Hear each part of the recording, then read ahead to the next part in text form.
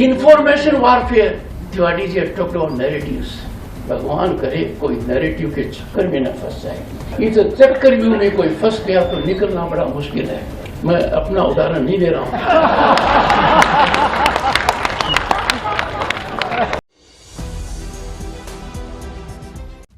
जगदीप धनखड़ ने तोड़ी चुप्पी, आरएसएस की मंच से मोदी पर साधा निशाना। इसके चक्रव्यूह में मत फंसो। जी हां, 4 महीने बाद धनखड़ ने आखिरकार चुप्पी तोड़ी है। क्या कुछ कहा उन्होंने सार्वजनिक मंच पर, पब्लिक के सामने हंसते मुस्कुराते हुए कैसे मोदी शाह की बखिया उधेड़ी है, बताऊंगी आगे आपको सब कुछ, तो आखिर तक वीडियो में बने रहें। नमस्कार, मैं हूं आपके साथ अदिति और आप 4 PM न्यूज नेटवर्क देख रहे हैं। धनखड़ का किस पर निशाना, हेडलाइन देखिए।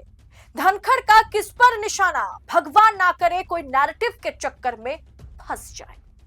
दोस्तों, आखिरकार खुलेआम धनखड़ ने सरकार पर, बीजेपी पर और सबसे ऊपर मोदी शाह पर अपना जवाब स्पष्ट कर दिया है। पूर्व राष्ट्रपति, उपराष्ट्रपति माफ कीजिएगा, पूर्व उपराष्ट्रपति जगदीप धनखड़ ने जुलाई में, आपको याद होगा, कैसे अचानक से इस्तीफा दिया था।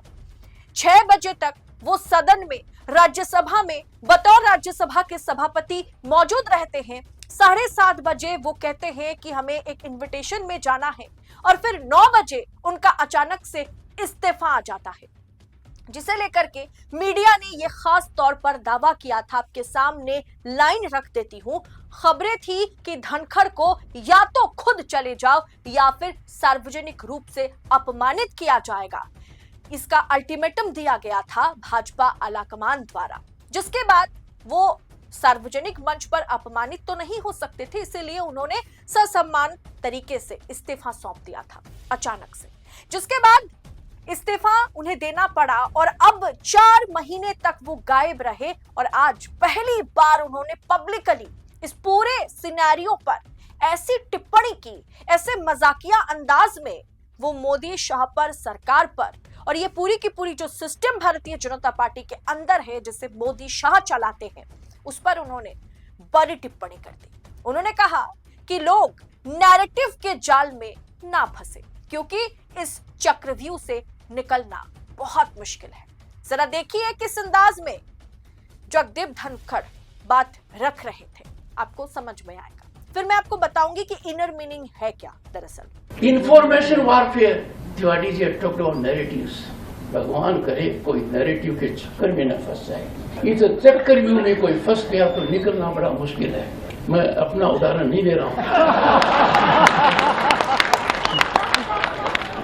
दोस्तों, 2025 में इस्तीफे से ठीक पहले, मतलब जुलाई 2025 में उन्होंने इस्तीफा दिया, उससे ठीक पहले एक हफ्ते में दिल्ली के गलियारों में यह खबर थी कि धनखड़ को या तो खुद चले जाओ या फिर आपको पब्लिकली अपमानित किया जाएगा। इसका अल्टीमेटम दे दिया गया था मोदी शाह द्वारा।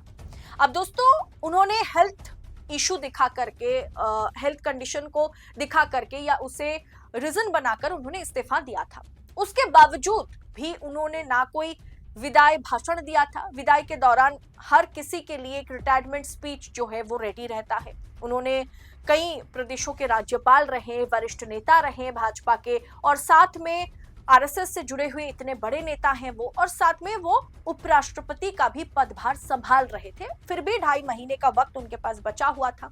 ऐसे में अचानक से इस्तीफा, शाम तक किसी को कुछ नहीं पता और रात को अचानक से इस्तीफा, देर शाम को इस्तीफा, और उन्होंने कोई रिटायरमेंट स्पीच नहीं दी। उनके लिए कोई रिटायरमेंट पार्टी नहीं रखा गया, जो अमूमन हर किसी के लिए होता है, जिससे चलते ये संदेह पैदा हो गया था कि उनकी इस रिटायरमेंट में कुछ तो गड़बड़ी है, कुछ तो बात है। अब 4 महीने के बाद उन्होंने भोपाल में अचानक से चुप्पी तोड़ी। जब वो भोपाल गए और आरएसएस की मंच पर, आरएसएस के एक वरिष्ठ लीडर के एक किताब को उन्होंने प्रमोट करने के लिए, उसके पब्लिश करने के समारोह में वो पहुंचे हुए थे, और उन्होंने जिस तरीके की टिप्पणी की अचानक से, वो भी आरएसएस की एक लीडर की, बड़े लीडर की मौजूदगी में, आरएसएस की मंच पर खड़े होकर के, राष्ट्रीय स्वयंसेवक मंच पर खड़े होकर के उन्होंने मोदी शाह को जो चेतावनी दी है वो साफ है कि मैं चुप रहने वालों में से नहीं हूं। मैं लाल कृष्ण आडवाणी या मुरली मनोहर जोशी की तरह साइडलाइन होने वालों में से नहीं हूं। मैं दूसरा सत्यपाल मलिक बनूंगा, ये उन्होंने साफ तौर पर कह दिया है। उन्होंने बहुत ही आक्रामक तेवर उनका जो है वो लौट आया है। उन्होंने कहा कि भगवान ना करे कोई नैरेटिव के चक्कर में फंस जाए। इस चक्रव्यूह में कोई फंस गया तो निकलना बड़ा मुश्किल है। मैं अपना उदाहरण नहीं दे रहा हूं, उन्होंने हंसते हुए बोला, क्योंकि जब उन्होंने ये बातें रखी ना तो वहां तालियां बज उठी, तालियां गूंजने लगी और लोगों का वो जो एक क्रेज है ये लाइन सुनकर, क्योंकि सबको पता है भारतीय जनता पार्टी कुछ नहीं कर रही है, बस एक नैरेटिव का खेल खेल रही है। वो नैरेटिव है हिंदुत्व, हिंदुत्व और हिंदुत्व, यानी हिंदुओं की मसीहा बनने की कोशिश भारतीय जनता पार्टी कर रही है। और ये जो एक नैरेटिव पूरी तरीके से बनाया जा रहा है, अगर कोई इस नैरेटिव में फंस गया कि हिंदू खतरे में है या फिर हिंदुओं के साथ बहुत अत्याचार हो रहा है, मुसलमान जनसंख्या बढ़ा रहे हैं, देश किसी दिन मुस्लिम राष्ट्र बन जाएगा, ये जो एक नैरेटिव भाजपा बिल्डअप करने की कोशिश में रहती है, कुछ हद तक कोशिश कर चुकी है, सफल भी हो चुकी है। इस नैरेटिव में कोई अगर एक बार फंस गया ना, इस हिंदू मुसलमान या हिंदुत्व के नैरेटिव में, जिसका मसीहा भाजपा खुद को मानती है, उस नैरेटिव में अगर कोई फंस गया तो उसके लिए इससे निकलना बड़ा मुश्किल है, चाहे वो कितने बड़े पद पर ही क्यों ना हो। जब वो सवाल करने लगेगा तो उसे ऊपर से एकदम सीधा आसमान से जमीन पर गिरा दिया जाएगा। यही कहने की कोशिश शायद पूर्व उपराष्ट्रपति कर रहे थे, और उन्होंने जिस तरीके से मुस्कुराया, वीडियो में आपने देखा, वो शानदार है। मतलब वो एक तरीके से आप कह सकते हैं कि व्यंग्यात्मक है, आयरनिकली उन्होंने वो स्माइल करी। अब उनके इतना कहते ही वहां तालियां बज उठी। हालांकि बहुत स्पष्ट है कि धनखड़ ने अपने इस बयान से किस पर निशाना साधा है। धनखड़ ने यह भी कहा कि ऐसा समय है जिसमें कुछ लोग नैतिकता और आध्यात्मिकता से दूर होते जा रहे हैं, लेकिन मैं फ्लाइट पकड़ने की चिंता से अपना कर्तव्य नहीं छोड़ सकता। उन्होंने ये भी कहा कि मुझे इसके बाद फ्लाइट पकड़ना है, उसके लिए मेरा अभी का जो कर्तव्य है उसे मैं नहीं छोड़ सकता।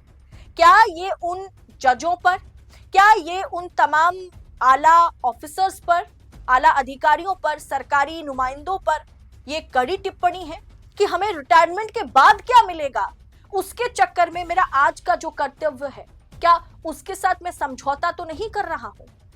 यही कहीं ना कहीं पूर्व राष्ट्रपति जगदीप धनखड़ कहने की कोशिश कर रहे थे।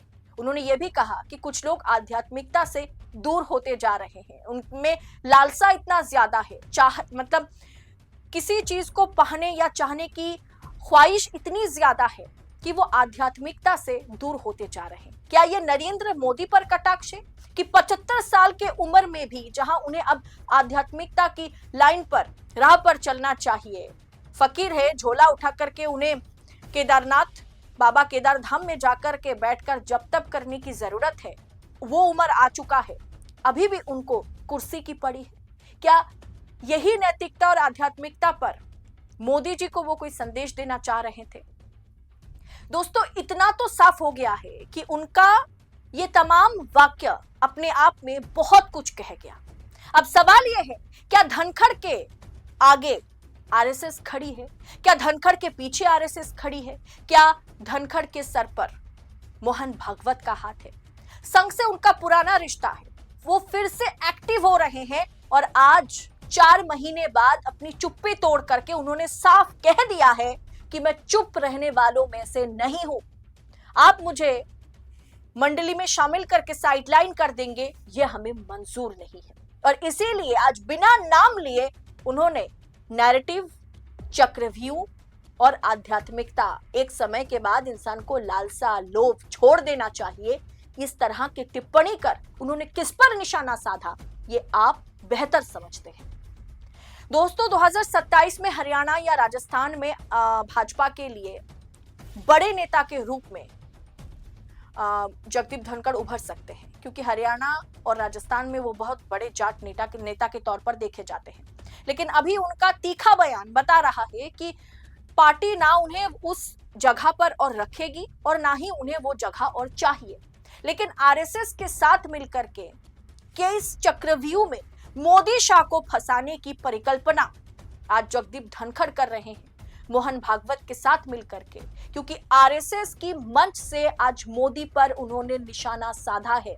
स्थान काल पात्र क्या है यह समझना बड़ा जरूरी है। निशाना साधा, कहां से निशाना साधा? आरएसएस की मंच पर खड़े होकर के उन्होंने निशाना साधा। 4 महीने बाद चुप्पी तोड़ी, चक्रव्यूह और नैरेटिव को लेकर के उन्होंने बड़ा बयान दिया, जो साफ दर्शाता है कि अब धनखड़ और मोदी शाह आमने सामने होंगे। फिलहाल आपकी राय क्या है इस पूरे विषय पर कमेंट बॉक्स में हमारे साथ साझा करें। ऐसी तमाम खबरों को यूं ही पाने के लिए 4 PM न्यूज नेटवर्क के साथ बने रहे। मुझे दीजिए इजाजत। बहुत बहुत शुक्रिया आप सभी का। जय हिंद, जय भारत।